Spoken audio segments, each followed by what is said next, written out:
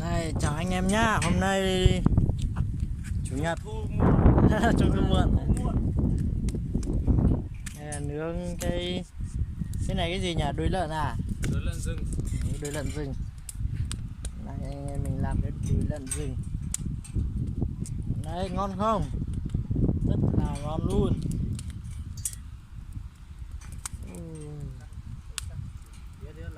Nhìn là thèm rồi. Chưa đợi chín được. Đây anh em đang đốt củi nha. Nắng nóng cực kỳ luôn. Anh em vẫn bình tĩnh để nướng được chín cho ăn.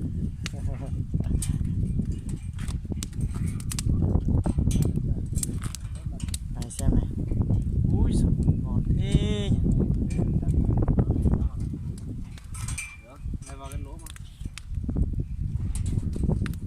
Nắng thật.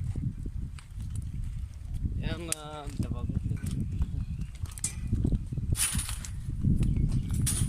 Ôi trời. xa quá, bỏ Này được không? Đây hả? Cao quá không? Đấy.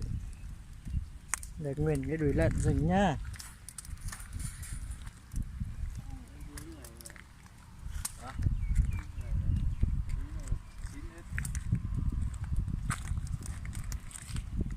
Ui. Thế khỏi phải trông, cứ để đây lát nữa ra xem rồi. phía ra lần. Đây cái nào quay xa nhỉ?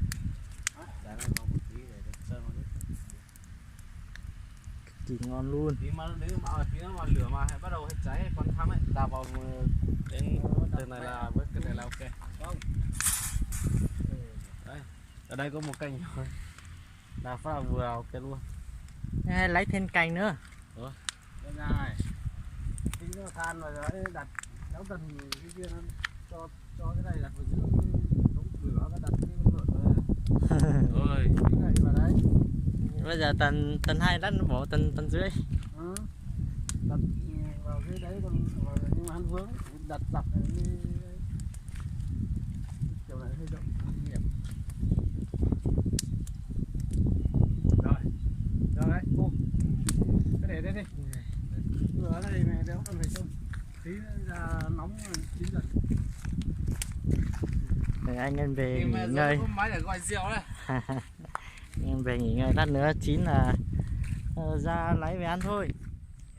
Đây nửa tiếng sau nhá. Nửa tiếng sau ra xem thịt thế nào. Rồi nửa tiếng sau là đấy gần chín rồi. Ngon không các bạn?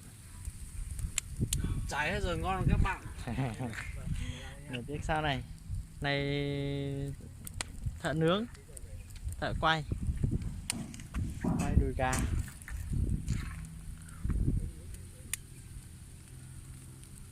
Để cho lát nữa chín thì cho anh em thưởng thức.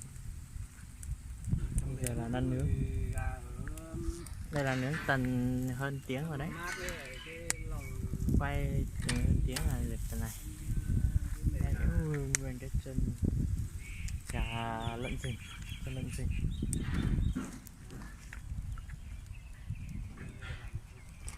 Đây anh em thưởng thức phong cảnh tí. Hả? Thằng Bi nó lại chửi gì mà buồn này. Nhiều người ngồi đây trông ăn này đấy. Đấy, cào chó nữa đây.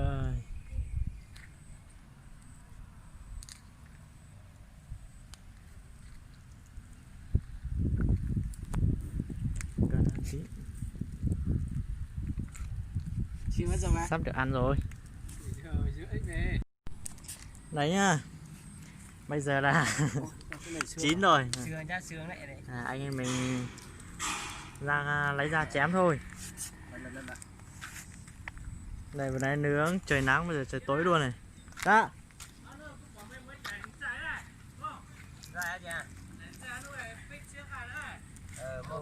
Đây.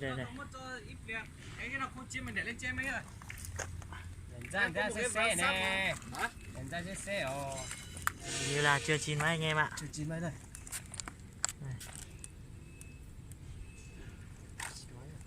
Thơm thế nhỉ? Hai mấy cái nhỏ nhỏ ăn trước đi. Nhỏ ăn Thơm thế. Đấy. Mình không chịu được rồi, ăn trước thôi.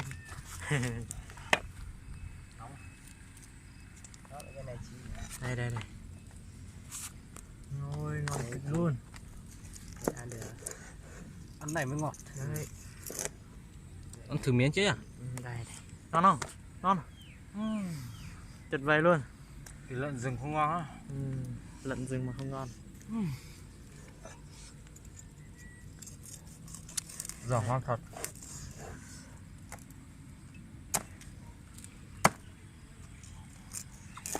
Đấy, anh em cứ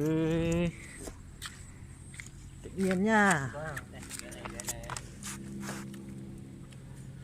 Chân giò lợn rừng này. Kiểu này Với lại ướp gia vị đầy đủ luôn. Nó là sa tế, ớt, tỏi, hành, thơm lắm anh Minh ạ. mật ong, đường, sữa, tất cả có đầy đủ nhá. Chờ nữa anh chờ tay với. Đấy. Anh bảo thả anh mới thả. Tắm đấy là cứ thả. Cẩn thận nha, cẩn nha. Phải làm gì? Em tưởng anh bảo thả đi. Đấy. Xéo luôn cái da này. Đúng rồi. Ơi, cái da chưa giò máy anh ạ. Thôi cái đi. Hả? Chưa giò máy. Rẻ mới cái trên này. Đó, chín rồi đó. Ăn cái này mới ngọt. Ok, còn cái này kéo cho Thử miếng nha. ăn đi. Này. Anh em này. Ui, thịt lợn nướng này, thịt lợn rừng nướng này, chân giò nướng này. Này, ăn nhá. Nướng tí là chín. Nướng luôn chứ. Ngon tuyệt vời luôn. Vào đấy luôn. Kéo cho nó vào trong tí không rơi. Ăn thì có rửa tay không? Ngon tuyệt vời anh em ạ.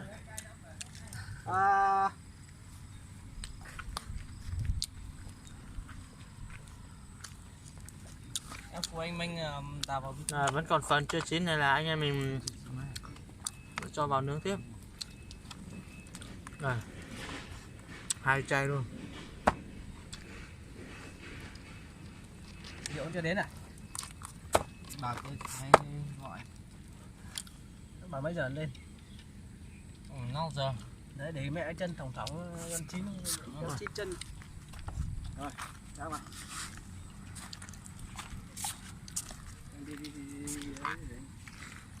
Đây là anh em mình lại bỏ vào lửa nướng tiếp.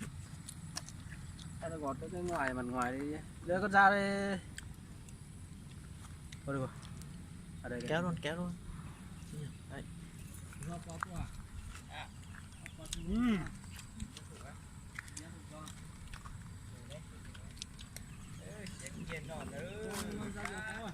Đấy. Đây khoảng 15-20 phút nữa là anh em mình thoải mái xé ăn rồi.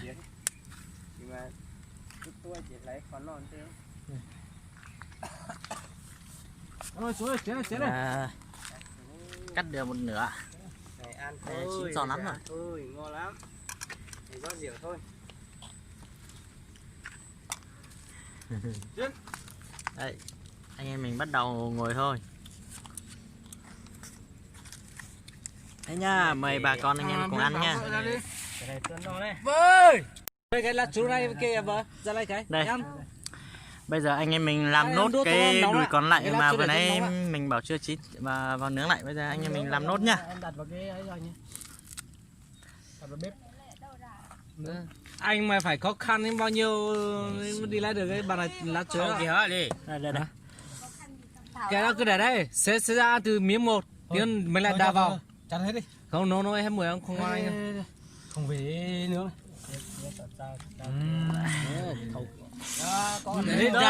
Lấy luôn. Xé, với ai ăn xé. Đây là anh em mình lấy Khi nào hết luôn con là đi về kho hết đi. đùi còn lại nhá. Được đấy. Ôi cháy mẹ rồi anh ơi, em ơi. Biết rồi. Bận rồi. Chưa cháy. Anh Hà thì ăn giá giống em.